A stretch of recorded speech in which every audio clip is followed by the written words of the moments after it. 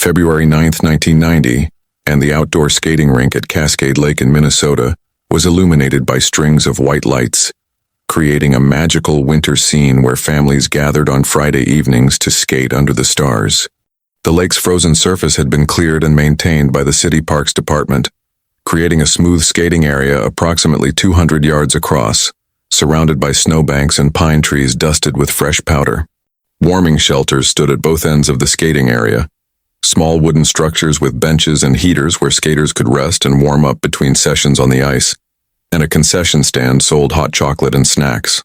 Maya Chen was 7 years old that Friday evening, a girl with long black hair tied in a single thick braid, dark brown eyes, and rosy cheeks from the cold, and she wore a puffy silver ski jacket that shimmered under the lights.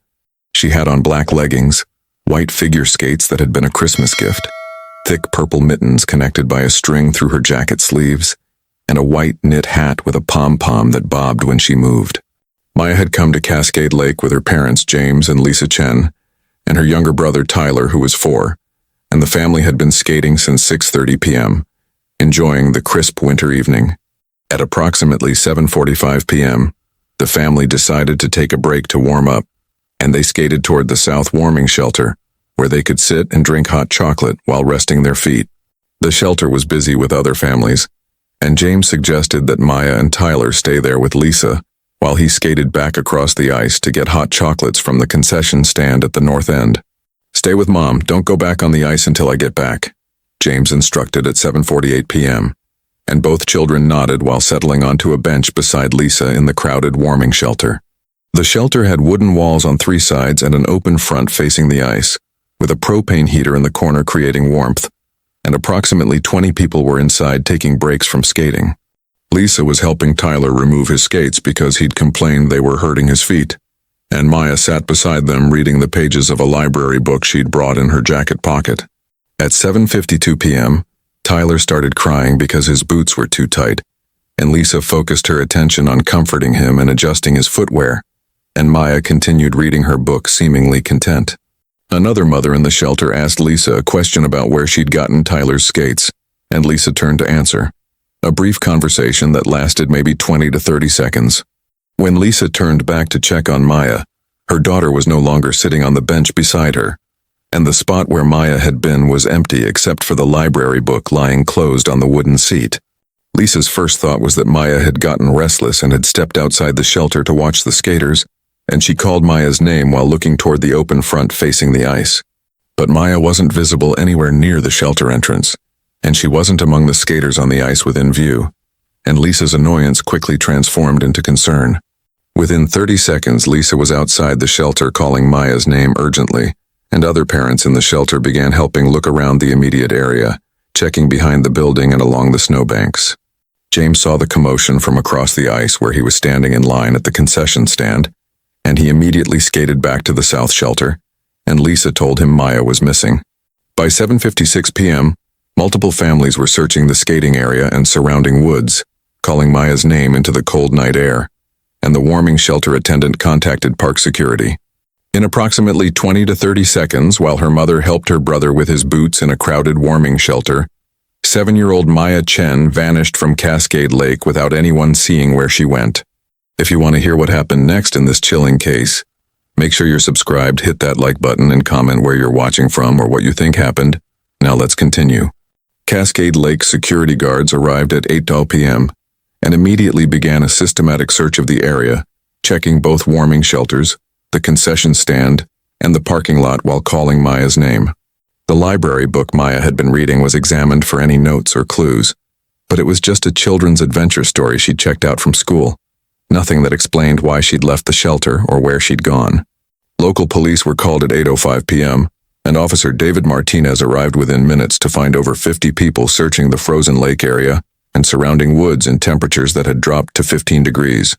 The silver ski jacket Maya had been wearing was distinctive and should have been visible even in darkness due to its reflective quality, but nobody could see her anywhere, despite the lights illuminating the skating area. James and Lisa were interviewed about whether Maya would have wandered off alone, and both insisted she was cautious and obedient, and she would never leave without permission, especially in an unfamiliar outdoor area at night. By 8:30 p.m., Minnesota State Patrol had arrived with additional resources, and over 100 volunteers were searching Cascade Lake and the surrounding forest with flashlights and calling Maya's name into the winter darkness. The temperature was continuing to drop, approaching 10 degrees, and hypothermia became a serious concern for a 7-year-old in a ski jacket and skating clothes if she was outside and unable to find shelter. Bloodhounds were brought from Minneapolis within an hour, and the dogs were given Maya's scent from her winter coat in the Chen family's car, and they began tracking from the south warming shelter. The dogs picked up a trail leading from the shelter not toward the ice or parking lot, but into the woods behind the building, heading away from the lake area into dense pine forest that was dark and difficult to navigate. This direction troubled investigators because it made no sense that Maya would walk into dark woods alone, and it suggested either she'd been lured or chased in that direction by someone or something. The bloodhounds followed the scent trail approximately 200 yards into the woods, before losing it completely near a small access road that park maintenance vehicles used, suggesting Maya had been placed in a vehicle at that location. Detective Robert Chen, no relation to the family, arrived at 9 p.m. and immediately focused on the timeline and the fact that Maya had vanished from a crowded warming shelter without anyone noticing her leave. The shelter had approximately 20 people inside when Maya disappeared, and Detective Chen interviewed everyone who'd been present, asking if anyone had seen Maya get up or noticed anyone paying unusual attention to her. One woman remembered seeing a park employee or maintenance worker entering the shelter briefly around 7:50 p.m., someone in a dark jacket with a Parks Department patch, but she hadn't paid close attention and couldn't provide detailed descriptions.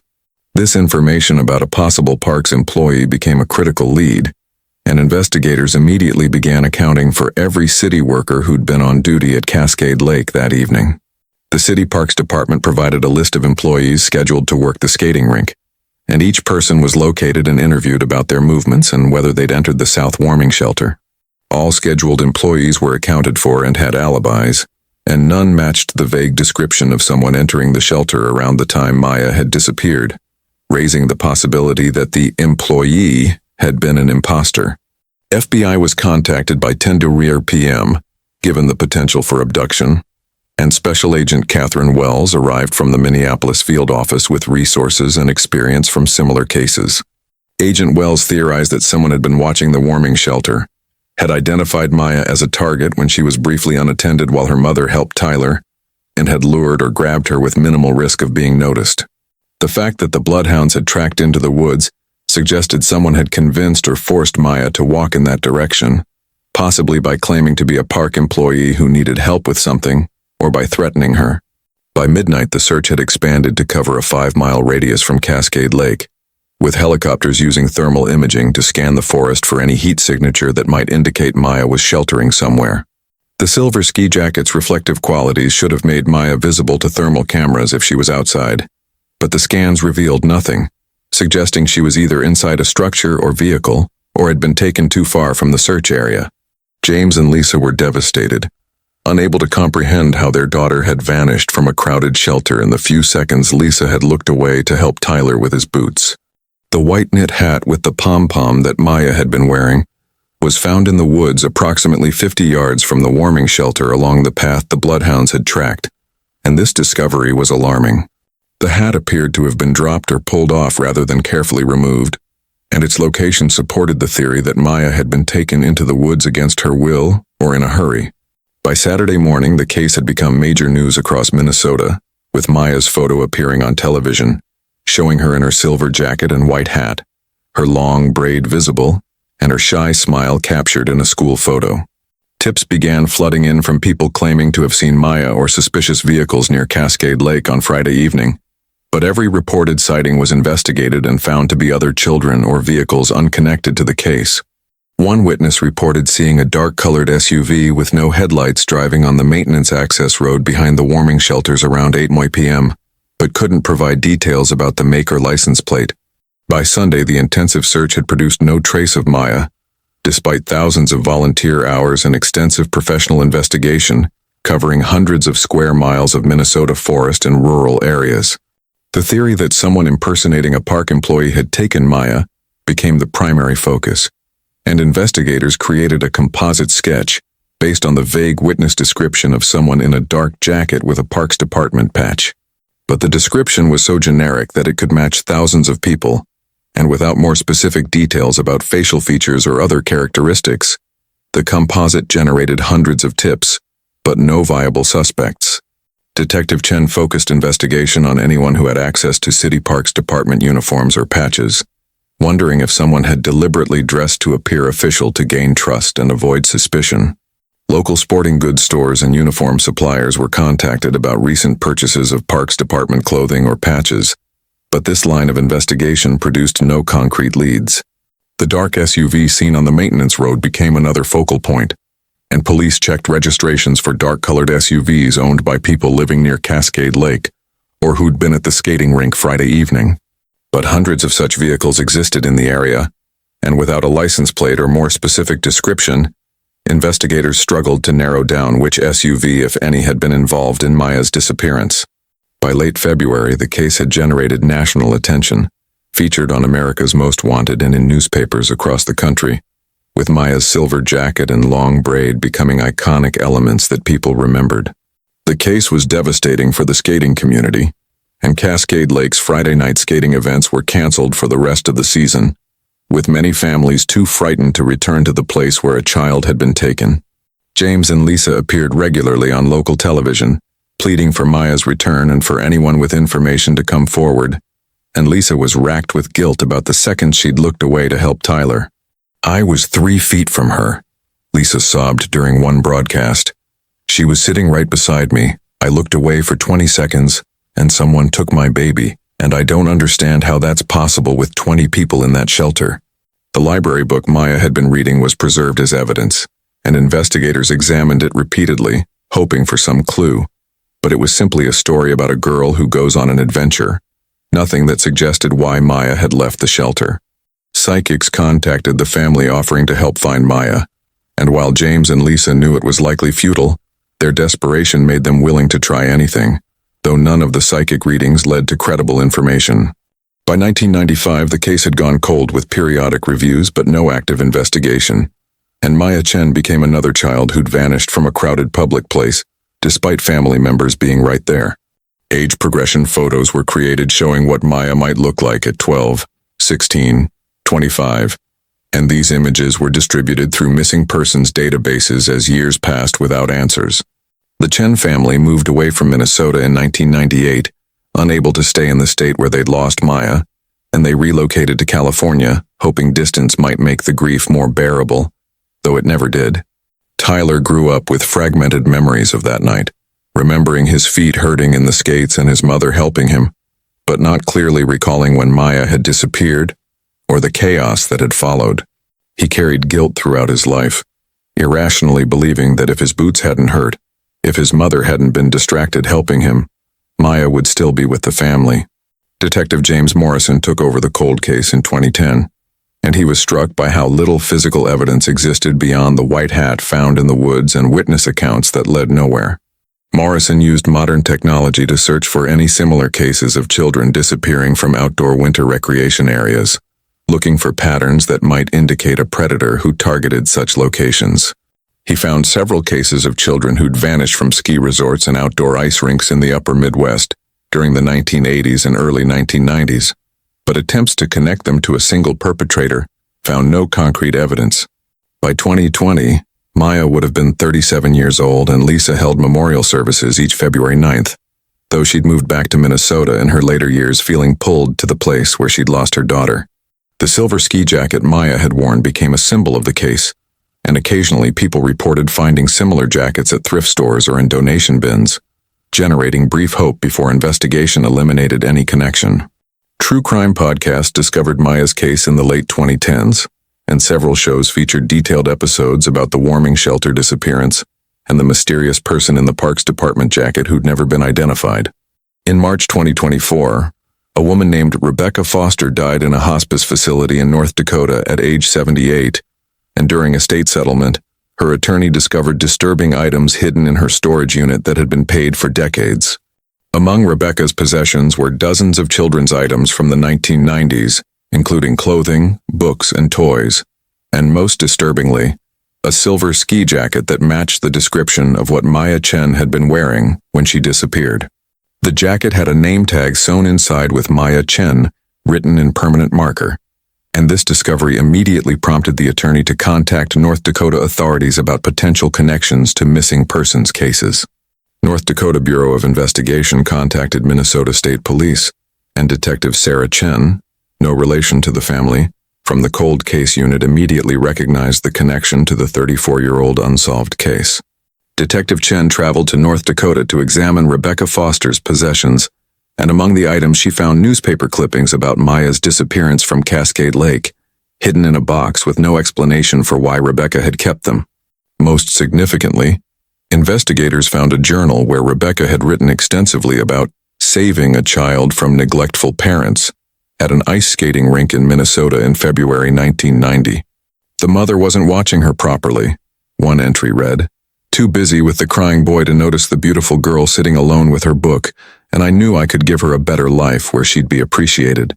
The journal described how Rebecca had dressed in a Parks Department jacket she'd purchased at a thrift store, had entered the warming shelter appearing official, and had told Maya there was an injured animal in the woods that needed help.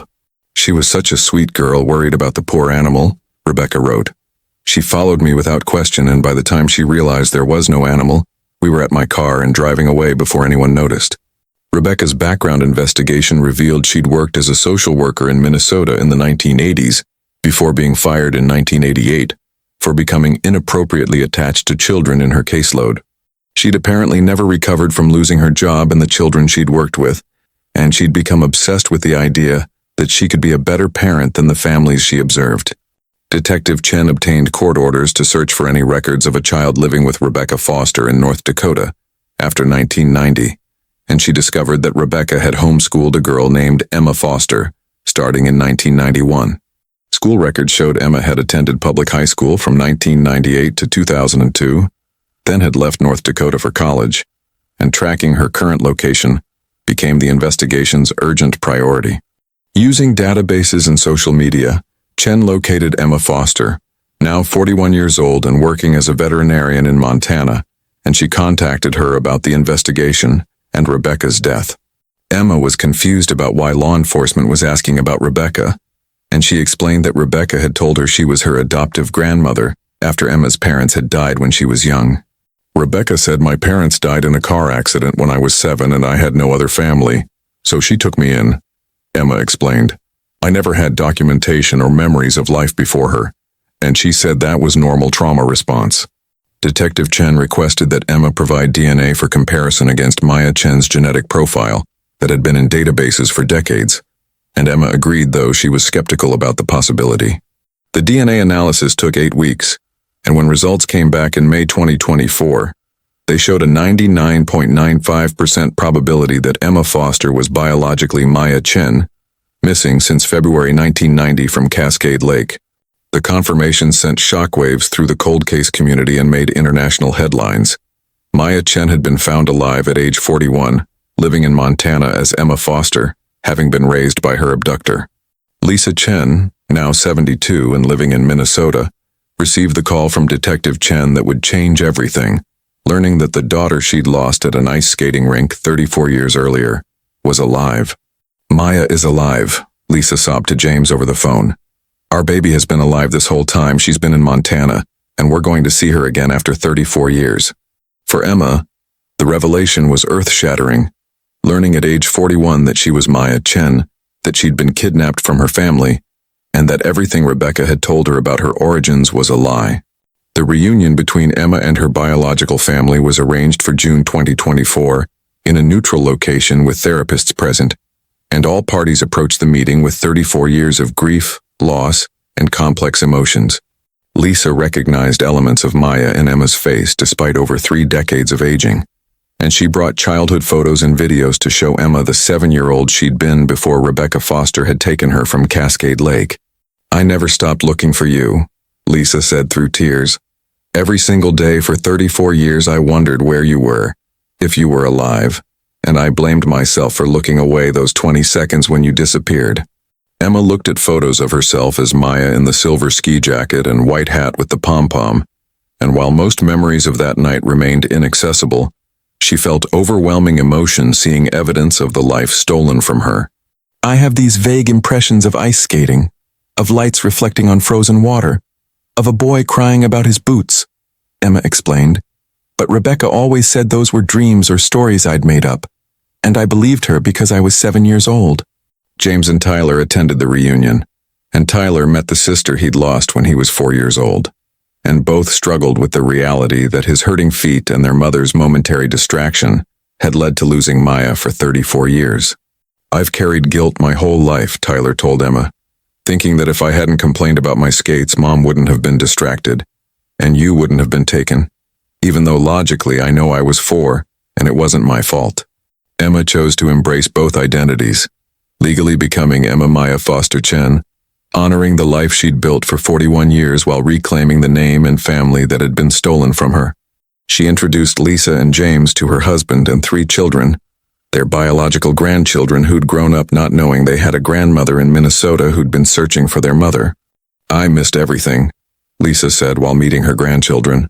I missed watching Maya grow up, graduate, become a veterinarian, get married, have these beautiful children, but I'm grateful I get to know them now. The case brought renewed attention to the vulnerability of children in crowded public spaces and how quickly predators can act when parents are momentarily distracted by legitimate needs, like helping another child.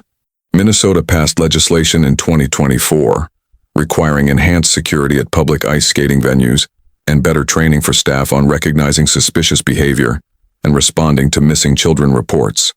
Maya's law also mandated that warming shelters and recreational facilities have surveillance cameras to document who enters and exits, creating evidence that could help solve cases if abductions occurred. Emma established a foundation supporting adults who discover they were kidnapped as children, and she focused specifically on cases where parental distraction had been exploited by predators. The foundation provided free DNA testing, therapy, and legal assistance to anyone investigating questionable origins, and within its first year, it facilitated 11 identifications of long-term missing persons. Cascade Lake installed a permanent memorial near the South Warming Shelter where Maya had disappeared, with photos of her as a child and as Emma, explaining the case and emphasizing child safety. The memorial reads, Maya Chen, taken 1990, found alive 2024, lost in 20 seconds, searched for 34 years, a testament to a mother's love, transforming the site of tragedy into a symbol of hope. The silver ski jacket that Rebecca Foster had kept for 34 years was returned to Emma, and while wearing it triggered no specific memories, she found it emotionally significant as a tangible connection to that February night. Emma developed close relationships with Lisa and James over the following year, traveling frequently to Minnesota to spend time with her biological parents and learn about the family and childhood that had been stolen. She shared her love of animals with them, explaining that becoming a veterinarian had fulfilled a deep need to help and protect vulnerable creatures, and Lisa realized this might have stemmed from the injured animal lie Rebecca had used to lure Maya away. Tyler and Emma worked to build a sibling relationship despite being strangers, and they found connection in their shared experience of that night. He, as the 4-year-old whose boots hurt, and she as the 7-year-old who disappeared while he cried.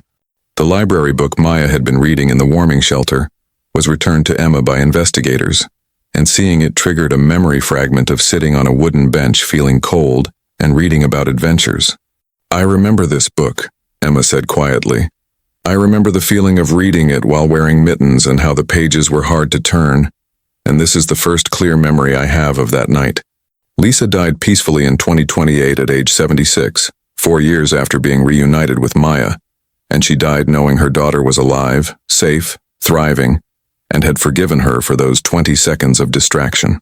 Her obituary mentioned that she was survived by her daughter Maya, found alive after 34 years, and that she'd dedicated her life to searching and had lived to see the miracle of reunion. The story of Maya Chen, taken at age 7 from a Minnesota ice skating rink and found 34 years later as Emma Foster, through evidence discovered after her abductor's death, stands as one of the most remarkable cases ever resolved.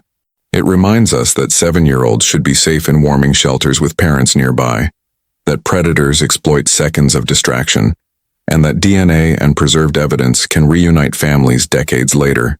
And at Cascade Lake, where a little girl in a silver jacket once sat reading before vanishing into winter darkness.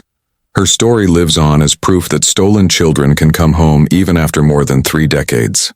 Emma continues her veterinary practice in Montana while maintaining close relationships with her Minnesota family, living proof that even the coldest cases can be solved and families reunited against impossible odds.